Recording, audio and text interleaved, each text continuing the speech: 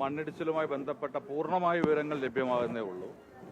ലഭ്യമായ വിവരമനുസരിച്ച് നമുക്ക് ഇതിനകം തന്നെ 6 പേരെ നമ്മൾ ഹോസ്പിറ്റലൈസ് ചെയ്തിട്ടുണ്ട്.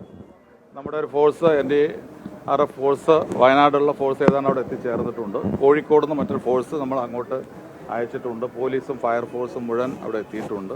നമ്മൾ ഫസ്റ്റ് പ്രയോറിറ്റി മണ്ണ് നീക്കം ചെയ്ത് മണ്ണിനകത്ത് ആരെങ്കിലും അകപ്പെട്ടിട്ടുണ്ടെങ്കിൽ അവരെ സേവ് ചെയ്യുക, രക്ഷപ്പെടുത്താനുള്ള സുരക്ഷാ വർക്കുകളാണ് ആരംഭിച്ചിട്ടുള്ളത്. ഇത് മണ്ണ് വർക്ക് ചെയ്തുകൊണ്ടിരുന്ന മണ്ണ് കൂട്ടിയിട്ടതാണ്. ഞങ്ങളിതുമായി ബന്ധപ്പെട്ട് വർക്ക് നിർത്തിവെക്കണം എന്ന് ആവശ്യപ്പെട്ടിരുന്നു. കാലാവസ്ഥയുമായി ബന്ധപ്പെട്ട് വർക്ക് തൽക്കാലം മുന്നോട്ട് കൊണ്ടുപോകരുത് എന്ന് ആവശ്യപ്പെട്ടിരുന്നു. അതിൻ്റെ അടിസ്ഥാനത്തിൽ തൊഴിലാളികൾ കൂടുതൽ ഉണ്ടായിരുന്നില്ല, വർക്ക് നടക്കുന്നുണ്ടായിരുന്നില്ല. അതുകൊണ്ട് തന്നെ അപകടം തൊഴിലാളികൾ ആ സമയത്തില്ല. പക്ഷേ ഇതുമായി ബന്ധപ്പെട്ട് ഇതിനകത്ത് വന്നിട്ടുള്ള ഈ 6 പേര് അഡ്മിറ്റ് ചെയ്ത ആളുകൾ ഉൾപ്പെടെ ആരൊക്കെയാണ് എന്തൊക്കെയാണ് എന്നുള്ള വിവരങ്ങൾ ലഭ്യമാകുന്നതേ ഉള്ളൂ. അപ്പോൾ മറ്റ് കാര്യങ്ങളൊക്കെ ജില്ലാ കളക്ടർ അവിടെ എത്തിയിട്ടുണ്ട്. മറ്റു കാര്യങ്ങളെല്ലാം നടന്നുകൊണ്ടിരിക്കുന്നുണ്ട്.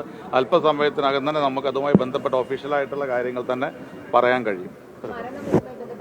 അത്തരം കാര്യങ്ങളൊക്കെ ഒഫീഷ്യലായിട്ട് അല്പസമയത്തിനകം അറിയിക്കും.